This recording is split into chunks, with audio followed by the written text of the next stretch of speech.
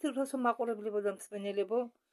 ამ ვიდეოში მინდა თქვენ მოგიყვეთ მე კასპიზე, თუ კასპი როგორ იცლებოდა რამდენიმე საკუნების განმავლობაში, როგორ იცლიდა ფორმას, სეკულელია ფორმას იცლიდა შავი ზღვაც და იყო პერიოდი, როდესაც კატასტროფების დროს, მაგალითად წყალდიდობის დროს, კასპი და შავი ზღვა უერთდებოდა ითვენს. კასპიის დონე იცლებოდა მრავალჯერ საუკუნეების განმავლობაში და ეს ცვლილებები იყო დაკავშირებული ბუნებრივ ანთროპოგენურ ფაქტორებთან. წარსულში იყო პერიოდები, როდესაც ზღვის დონე იყო უფრო მაღალი ვიდრე თანამედროვე დონე, მაღლა იდგა ვიდრე მომიტევეთ, მაშინ მერეკავენ, მაშინ უნდებათ ლაპარაკი, როდესაც ვიწერ. აგერ მიდათ მე თქვენ განახოთ ახლა ფოტო. ეს 74 წელია კასპის მაშინდელი მდგომარეობა. აგერ ქვა, დენა დიდი ქვა და ამ ქვის მიხედვით თვალს ადევნებდნენ კასპის ზღვის ცვლილებას. ეს 74 წელი ახლოს, იმიტომ განახებთ, რომ შორიდან არ ჩანა აგერ. ქვას ხომ ხედავთ? ხო, ახლა განახებთ 2019 წელს. აი ეს 2019 წლის კასპი აგერ ზევით. ნახეთ, წყალი ქვას ფარავს. ეს არის 2021 წელი.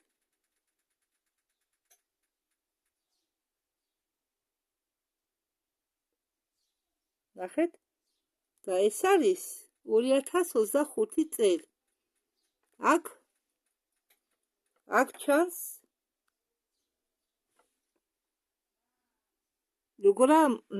როგორ ესე ქვისგან მოშორებით მდებარეობს ზღვა.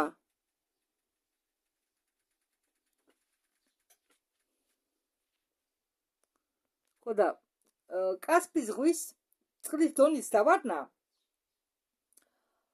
შეინიშნებოდა 1930 წლიდან 1977 წლამდე.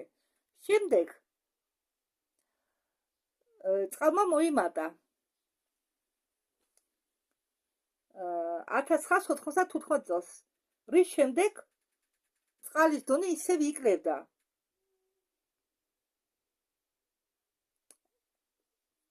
და მეცნიერებმა დააფიქსირეს, რომ კასპის ზღვის წყლები მოცილდა სანაპიროს უფრო შორს ვიდრე 50 წლის უკანდელ მონაცემებთან შედარებით. ამ მონაცემებზე უფრო შორს არის მოცილებული სანაპიროს.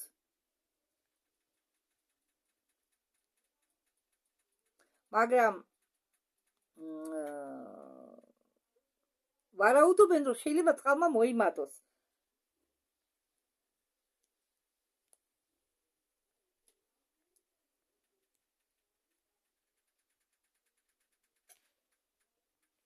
კასპის ზღვას აქვს ოკეანური წარმოშობა. და ვარაუდობენ, რომ ის წარმოიშვა 13 მილიონი წლის უკან. როდესაც შეიქმნა ალპების მთები, სარმატური ზღვა გამოიყო შუახმელეთის ზღვას. და იმის შედეგად, რომ სარმატური ზღვა ჩაიკეტა,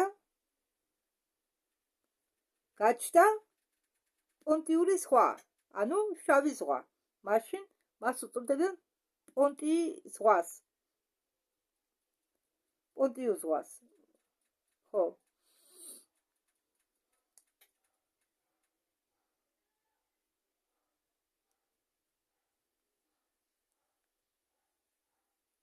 $50 მილიონი წლის უკან კეტისი აერთიანებდა ატლანტიკურ და წყნარ ოკეანეებს.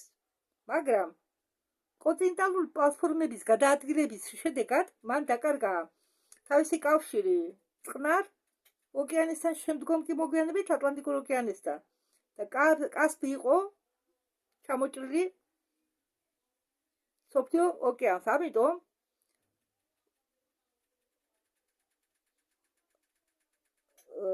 ამით იხსნება ის, რომ რატომ არის მარილიანი კასპიის ზღვის წყალი.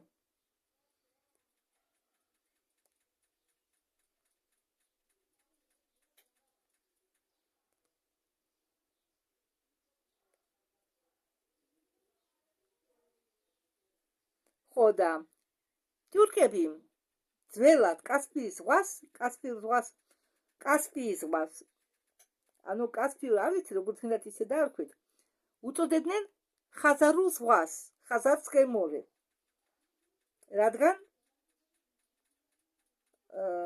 კასპიის ზღვის სახელწოდება არაბულ ენაზე ჟღერს როგორც ბაჰრ ალ-ხაზარი, პერსულ ენაზე დარია ხაზარ, აზერბაიჯანულ ენაზე ხაზარ დენიზი, ხეზერ დენიზი, თურქმენულ ენაზე ხაზარ დენიზი.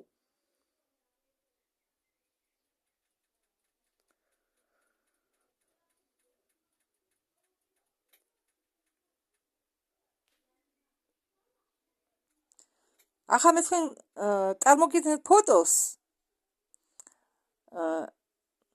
აი ეს კასპიის ზღვა, ეს ფოტო გადაღებულია, ეს ყველა კასპიის ზღვის ფოტოებია, მაგრამ სხვადასხვა დროს გადაღებული. ეს კასპიის ზღვა გადაღებულია 1977 წელს, აი ეს.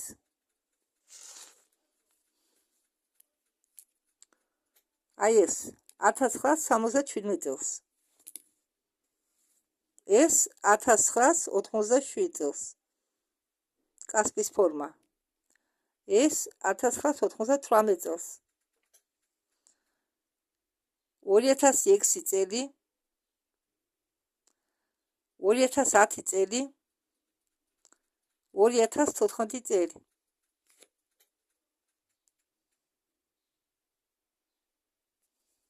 განახეთ ახლა ასე უკეთესია. შეხედეთ კასპიის ზღვა და შავი ზღვა.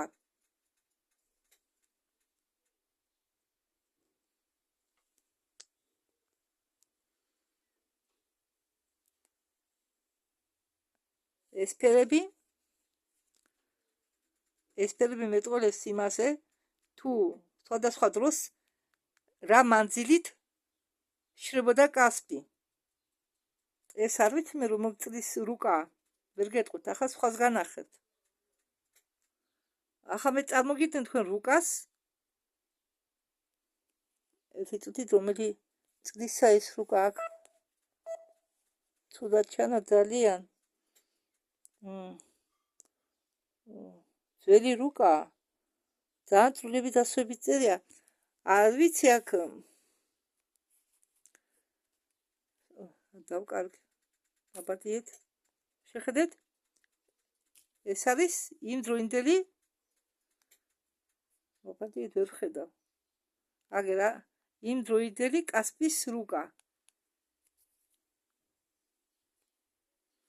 და შავი ზღვა. მარცხნივ. აგერ კიდევ სხვა ძველი რუკა.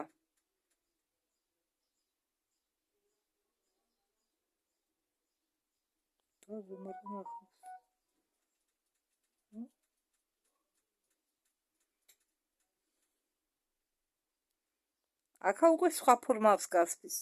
განახეთ ახლავე. შეადარეთ.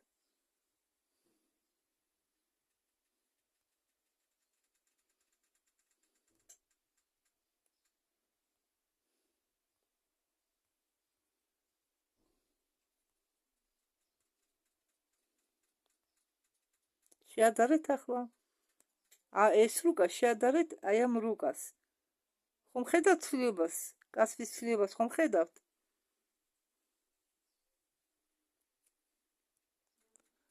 აი ასე გამოიყურებოდა კასპი ადრე. ნახეთ ამხელა ტერიტორია ეკავა.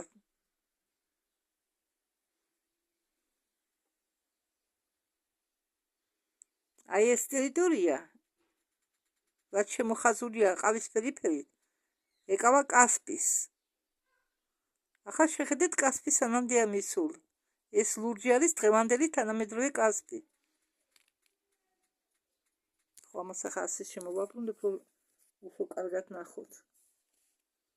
ტელეფონიდან გაჩვენებთ, ამიტომ შეხედეთ.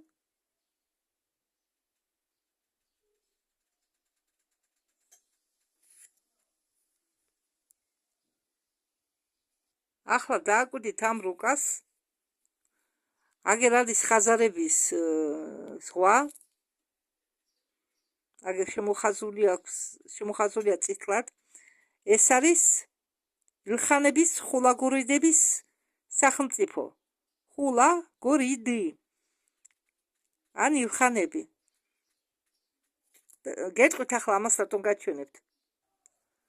ხო, ამ რუკაზე მინდა განახოთ, რომ აგერ ესა კასპიის ზღვა. ადრე ამ კასპიის ზღვას როგორც გითხარით ერქვა ხაზარსკემორე, ხაზარული ზღვა. და ამ ხაზარული ზღვის ჩრდილოეთით განლაგებულია ზალატაი არდა.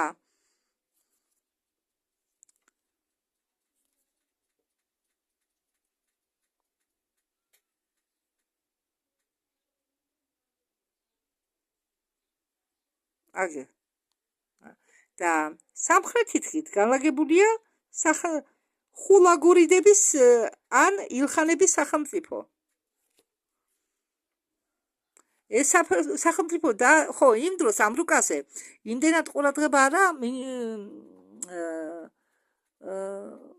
დაფიქსირებული ზღვისკენ. არა, აქ ნაჩვენები უბრალოდ ქალაქები, ქვეყნები, რომლებიც ამ ზღვის გარშემო იყო განლაგებული. ეს სამეფო ქვეყანა ხულაგურიდების ქვეყანა დაარსდა 1225 წელს და გაქრა 1300-იან წლებში.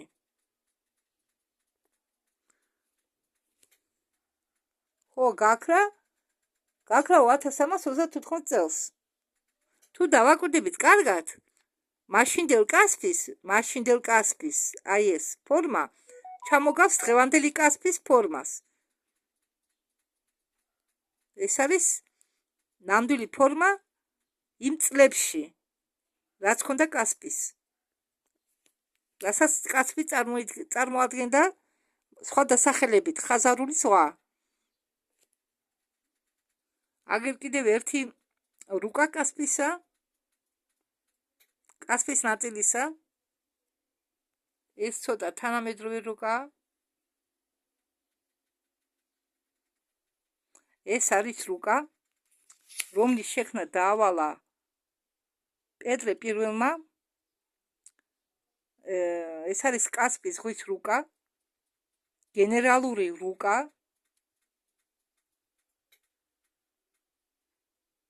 რომელიც შეაქმნევინა პეტრე პირველმა კარლ ვერდენის გუნდს 1719-1721 წლებში. დააკვირდით.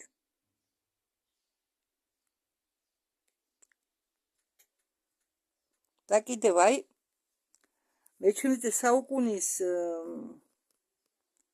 რუსეთის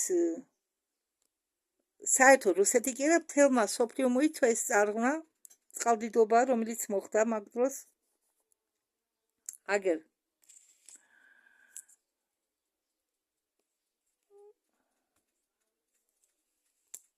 ამ ზედა რუკას შეხედეთ.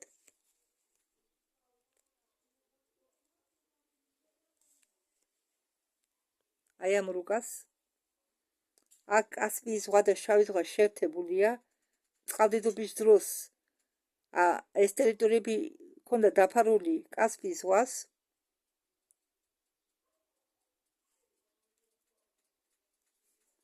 დიახ, არა, დიდხანს არ იყო ასეთი სიტუაცია. შემდეგ მიზეზებიდან გამომდინარე, ზუსტი მიზეზი არავინ იცის, მაგრამ მიახლოებით რაც ვარაუდები არსებობს. და აი კასპი როგორი იყო და როგორ იცვლებოდა. და არალის ზღვა, აი ეს მეორე. აი ეს არის არალის ზღვა. და ეს არალის ზღვა ახლა გაქრა, არ არსებობს გონი. და ეს არალის ზღვა გაჩნდა, როდესაც კასპი წყლები დაშრა. შეხედეთ, და აქ ალბათ ის იყო ჩაღმავებული მიწა და დარჩა არალის ზღვა ისევე როგორც შავ ზღვას გამოიყო აზოვის ზღვა.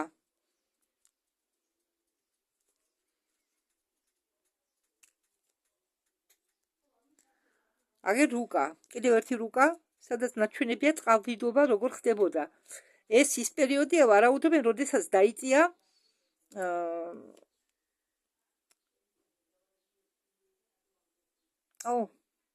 ჰიპერბორეა, ან დარია. თავიდან დარია ერქვა, მერე დაარქვეს ჰიპერბორეა და თუ რამ გამოიწვია ამ დარის კუნძულების, ანუ ჰიპერბორეის კუნძულების დაწევა, ამასაც მოგიყვები მე ცალკე ვიდეოში.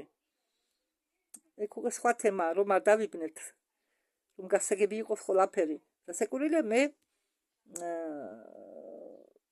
ეს ინფორმაცია მივიღე ვიქტორ მაქსიმენკოვის ვიდეოებიდან, მას ძალიან საინტერესო ვიდეოები აქვს. შეხედეთ ახლა. აი ეს დარჩა მერე რისი თქვა მინდა მე, ეს ის პერიოდია, როდესაც მოხდა წარღნა და წარღნა შეეხო ყველა ტერიტორიებს და სოფლიოს და როდესაც ეს წარღნა მოხდა, ვარაუდობენ, რომ იმ მომენტში ჩაიწია კუნძულები დარია, რომელსაც მოგვიანებით დაარქვეს ჰიპერბორეა და ამ ჩადილონ გამოიწვია წყლების აწევა. ხო, რადგან ეს წყლების აწევა მოხდა მომენტალურათო, შემდეგ დასაკურველია წყლებმა დაიწია უკან, მაგრამ როგორც ხედავთ, აგერ კასპიის ზღვა და შავი ზღვა შეერთებულია ერთმანეთს. ნახეთ, ამ ხელა ტერიტორიები აქვს წყალს დაკავებული. ბევრი რუსეთის ტერიტორიები ჩაიწირა, ბევრი იქცა უდაბნოდ. შეხედეთ? მაშინ არც არალის ზღვა არსებობდა და არც აზოვის ზღვა. ეს წყლები რო დაიხია უკან, მე რომ გაჩნდა აი ამ რაიონში აზოვის ზღვა და როდესაც კასპიის ზღვა დაბატარავდა, მან მოიტოვა დატოვა თავის შემდეგ არალის ზღვა, რომელიც ამჟამად არ არსებობს, გაქრა. წამოიდგინეთ რა ტერიტორიები იქნებოდა დატბორილი. ხომ იმის ქვამირა, რომ ეს რუკა არის 1798 წლის რუკა, რომელიც გამოსცა კასპი დელილმა. ხო, ეს აქ ნაჩვენებია კასპიის ზღვის ევოლუცია. ხო, მე თქვენ წინათ რომ გაჩვენეს რუკა კასპის, ხო, კასპის ევოლუცია.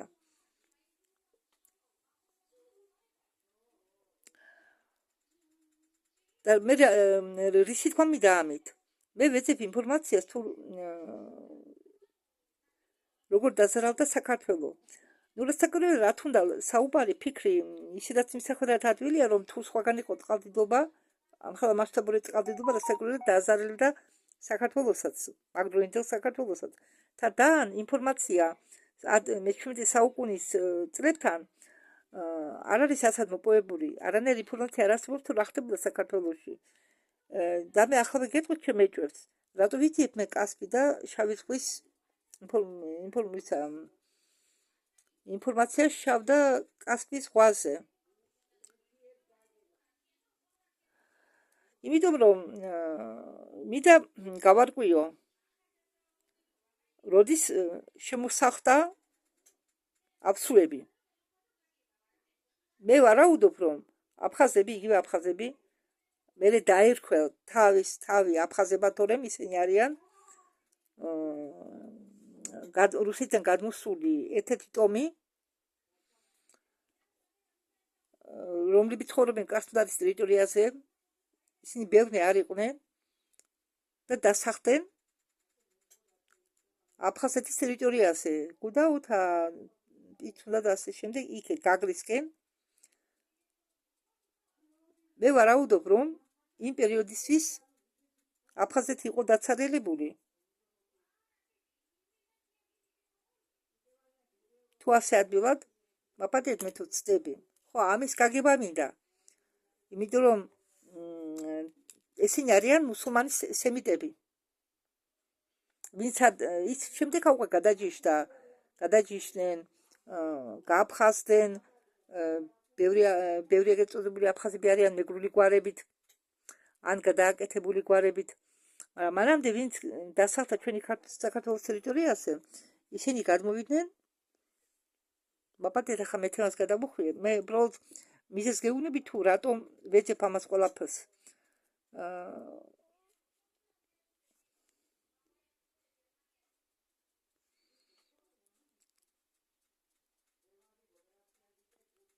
ხო, აი ეს რუკა, წყალდიდობის რუკა, მე-17 საუკუნის წარღვნის რუკა.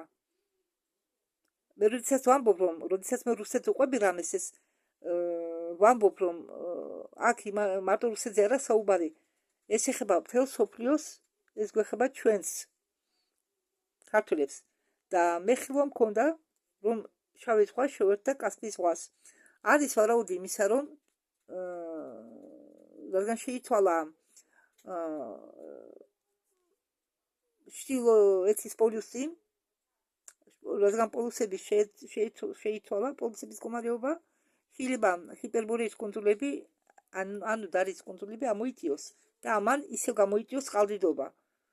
და თუ ისევ გამოიწიო ამან წყალდიდობა, შავი ზღვა და კასპიის ზღვა გაივსება წყლები და ისევ შევერთება ერთმანეთს იმ მომენტისთვის. ხო და ამის ხილვა მანახეს ალბათ მე. არა, მე ხშირი ხილვები არა მაქვს, იმიტომ რომ მე ჯერ არა ვარ ასე თქვა გახსნილი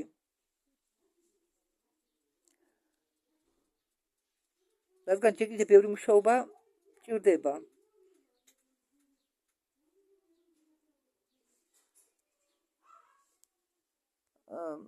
და რამე გითხრათ.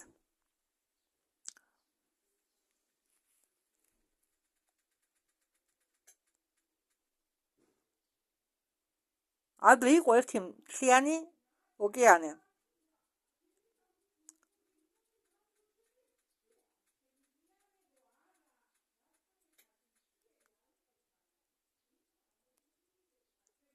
და წყლები, რომელიც ახლა შრება, შეიძლება ისევ მოიმატოს წყლებმა. ვარაუდობენ ამას. თან მე გითხარით, რომ თუ ამოვიდა ახალი კუნძულები, ან თუ ამოვიდა ძველი ჩადერული კუნძულები, დასაკვირველია ეს გამოიწვევს ახალ წარღვნას. მე-17 საუკუნემდე არანაირი კატაკლიზმებთან დაკავშირებით ცვლილებები არ იყო, მაგრამ მე-17 საუკუნიდან ხდება შესამჩნევი ცვლილებები მთელ სოფლიოში. ხო, მე თქვენ ახლა მცირე ინფორმაცია მოგაწოდეთ კასპიზე, თუ გაინტერესეთ ინტერნეტში, თან მე ახლა თვალებით მეხლება რუკებზე, ხო, წვრილა წერია. მე თქვენ დატრებასაც ვერ წარმოგიდგენთ რუკების. მე მიახლოებით ზედაპირულად წარმოგიდგინეთ ინფორმაცია. და თქვენ თუ დაინტერესდებით, შეგიძლიათ რუკები ნახოთ. ინტერნეტში რუკების მწირა, ხო, არამედ მიახლოებით რომ წარმოდგენა გქონდეთ. და თუ შავი ზღვა, თუ კასპიის ზღვა იცვლებოდა, დასაკვირველი იცვლებოდა შავი ზღვაც. მაგრამ შავ ზღვას მე არ ვაჩნევ, მაინდა-მაინც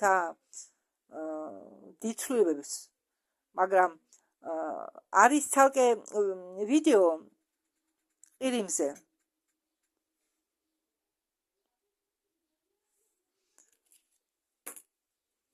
და შეგიძლიათ თვალი ადევნოთ. მე გადავთარგმნი კიდე მაქსიმენკოვის ვიდეოებს. ახლა უბრალოდ ნაჩხერად მომიწია ინტერნეტის ჩართვა. რაღაც პრობლემები იყო. ხო და დამჭირდა ჩართვა. ჩავთე მომზადებლად.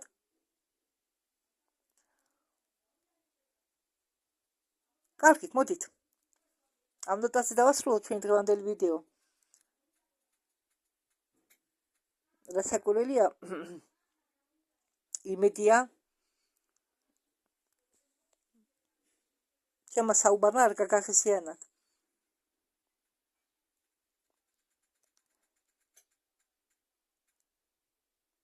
დიდი მადლობა ყურადღებისთვის, ჩემო მეგობრებო. დროებით.